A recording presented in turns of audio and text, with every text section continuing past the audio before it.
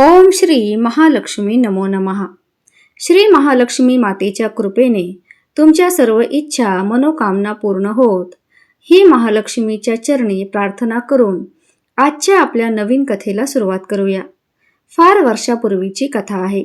वाल्या नावाचा एक दरोडेखोर होता।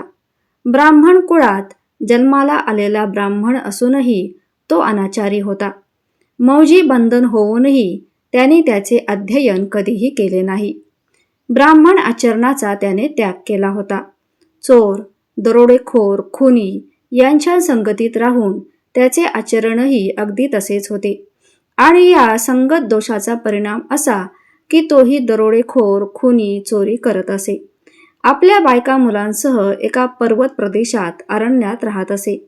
त्या अरण्यापासून 12 गावाच्या टप्प्यात वाल्याची दहशत पसरलेली होती। अरण्यातून जाणाऱ्या येणाऱ्या यात्रेकरूंना, वाटसरूंना अडवून तो त्यांना लुटत असे।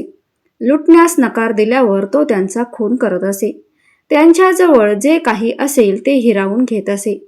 त्याने किती हत्या केल्या याची कोणतीही गणती नव्हती। त्या प्रदेशात वाल्याने मारलेल्या लोकांच्या हाडांचा ढीग पडला होता। वाल्याच्या पापाचे डोंगर हे अगदी मोठे झाले होते। वाल्याचे सारे आयुष्य हे खून, चोरी, दरोडा असे कुकर्म करण्यातच गेले होते। वाल्या म्हातारा झाला, त्याची मुलेही मोठी झाली, पण वाल्याने आपले काम काही सोडले नाही। त्याने खून आणि दरोडे घालणे हे काम सुरूच ठेवले होते। एके दिवशी नेहमीप्रमाणे वाल्या हातात शस्त्र घेऊन अरण्यात टपून बसला। यात्रेकरूंची तो वाट पाहत होता। इतक्यात नारद मुनी तिथे आले। त्यांच्याबरोबर अन्य काही ऋषीमुनी होते। ते सारे तीर्थयात्रेला जात होते। आणि त्यांना पाहताच वाल्या धावत पुढे आला। त्यांना पाहून साक्षात यमराज समोर आला असे सगळ्यांना वाटले।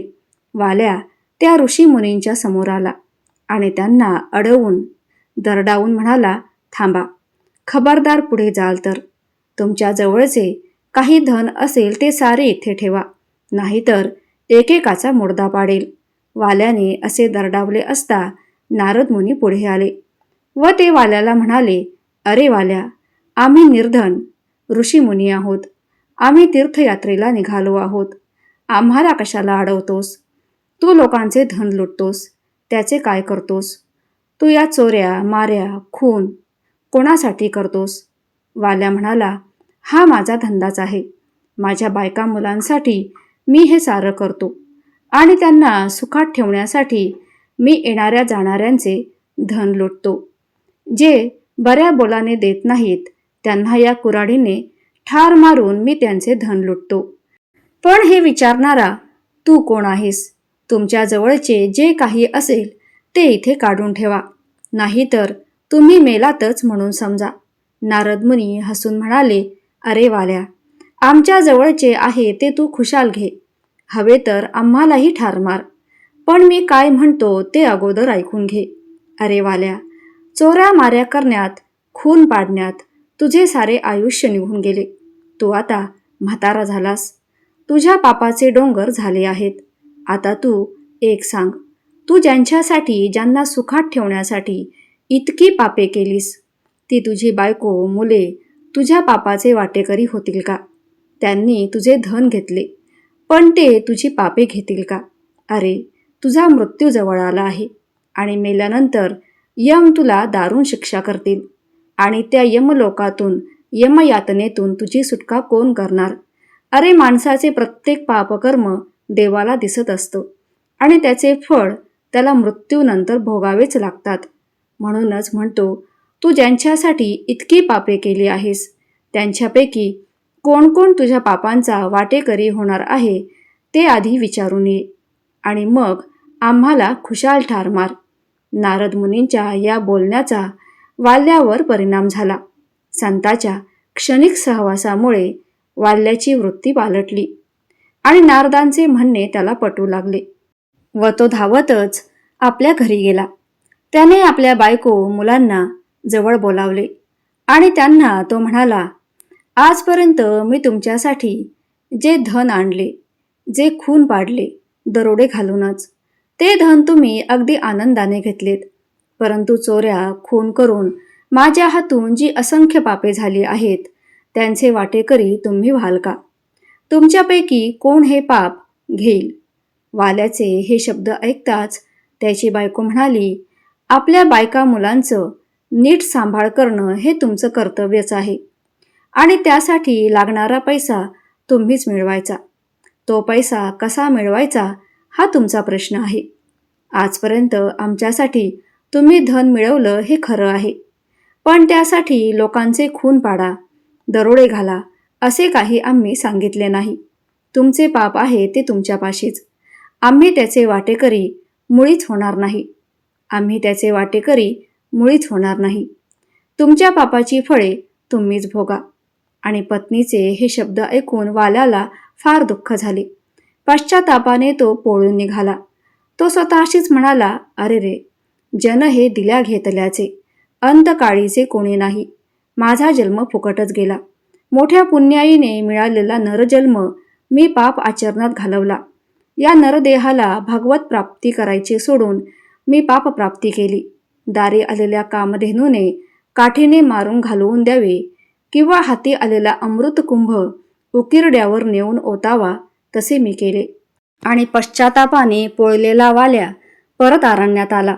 नारद मुनींच्या पायावर डोके ठेवून शोक करत म्हणाला, मुनिवर्य, मला वाचवा. माझ्या पापाचे वाटेकरी होण्यास कोणीही तयार नाहीत. माझा जन्म फुकटच गेला. मी तुम्हाला शरण आलो आहे. या पापसागरातून मला फक्त तुम्हीच वाचवू शकता. तुम्हीच माझे धन्वंतरी. माझा भयरोग दूर करा. आणि आता तुम्ही जे सांगाल ते जप तप साधना मी करेन. वाल्याला पश्चाताप झालेला पाहून नारदांना अतिशय आनंद झाला. पश्चातापाशिवाय चित्तशुद्धी होत नाही आणि चित्तशुद्ध झाल्याशिवाय साधना होऊ शकत नाही. बीजारोपण करण्यासाठी जमीन चांगली तयार झाली आहे हे नारदांच्या लक्षात आले. आणि मग नारद मुनी वाल्याला समजावीत म्हणाले, वाल्या, तू घाबरू नकोस, दुःख करू नकोस. या भयसागरातून सुटका होण्यासाठी मी तुला एक दिव्य मंत्र देतो. त्याचा तू अखंड जप कर. तो मंत्र अगदी सोपा आहे. राम या 2 अक्षरी मंत्राचा तू रात्रंदिवस जप कर, म्हणजे तू सर्व पापातून मुक्त होशील. असे सांगून नारदाने वाल्याच्या मस्तकावर वरदहस्त ठेवून त्याला आशीर्वाद दिला. आणि मग नारद मुनी निघून गेले. या गोष्टीला कितीतरी वर्ष लोटली. एके दिवशी नारद मुनी पुन्हा त्याच ठिकाणी आले. तिथे त्यांना अगदी मंद स्वरात राम राम हे शब्द ऐकू आले. आवाज कुठून येत आहे म्हणून नारदांनी इकडे तिकडे पाहिले व त्यांना जवळच एक मोठे वारूळ दिसले. त्या वारुळातून ते शब्द ऐकू येत होते. सारा प्रकार नारद मुनींच्या लक्षात आला. त्यांना खूप वर्षापूर्वीची गोष्ट आठवली. नारदांना मोठे आश्चर्य वाटले. त्यांनी ते वारूळ उकरले. पाहतात तो काय, तो पूर्वीचा वाल्या, पण आता तो दिव्य तेजाने झळकत होता. तो पूर्ण ध्यानस्थ होता. राम नामाचा अखंड जप चालू होता. इतक्या वर्षांच्या नंतर त्याच्या अंगावर वारूळ चढले होते, तर त्याला त्याचेही भान नव्हते. नारदांना अतिशय आनंद झाला. त्याने वाल्याला सावध केले. वाल्याने डोळे उघडून नारदांकडे पाहिले. त्याला ओळख पटली आणि त्यांनी नारदांचे पाय धरले व विचारले, गुरुमाऊली, मी आता पुढे काय करावे? आपली आज्ञा असेल तर मी श्रीरामचरित्र कथा लिहीन. आणि वाल्याचे ते शब्द ऐकताच नारदांना अत्यंत आनंद झाला.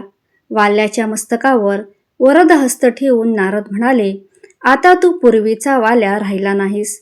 आता तू त्रिकालदर्शी महर्षी वाल्मिकी झाला आहेस. आजपासून काही वर्षांनी भगवान विष्णू राजा दशरथाच्या घरी अवतीर्ण होणार आहेत. तोच रामावतार होईल. त्याचे तू शतकोटी चरित्र लिही. तू त्यात श्रीरामांचे जन्म, कर्म, पराक्रम जसे वर्णन करशील तसेच त्यांचे जीवनचरित्र घडेल. आणि असा वर देऊन नारद मुनी तिथून निघून गेले. मग वाल्मिकींनी शतकोटी रामायणाची रचना केली. अवघ्या त्रैलोक्याला पावन करणारे हे शतकोटी रामायण कोणी घ्यायचे, यावरून भांडण सुरू झाले. देव, दानव आणि मानव यांच्यात मोठे भांडण सुरू झाले. शेवटी हे भांडण भगवान शंकराकडे गेले. त्यांनी रामायणाची समान अशी वाटणी केली. त्यातील 2 अक्षरे शिल्लक राहिली. ते नाव होते राम. स्वतः शंकरांनी हे राम हे नाव आपल्याकडे घेतले. ते राम नाम आपल्या कंठात धारण केले. त्यामुळे त्यांचा हलाहलाचा दाह नाहीसा झाला.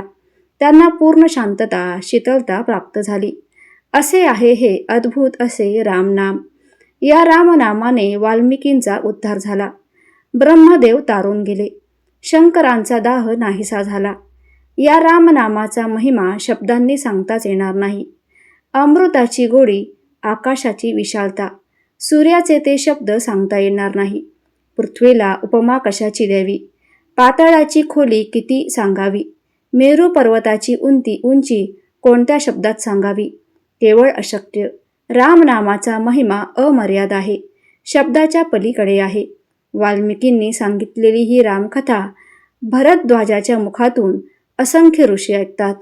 हीच कथा कैलास पर्वतावर शंकरांनी पार्वतीला सांगितली. पाताळ लोकात शेषाने ही कथा सर्पकुळाला सांगितली. अगस्तीने कर्दळीवनात ऋषींना सांगितली. हनुमंतांनी ती वानरांना सांगितली. हीच कथा ब्रह्मदेवांनी नारदांना सांगितली, तर बद्रिकाश्रमात व्यासांनी ऋषीमुनींना सांगितली.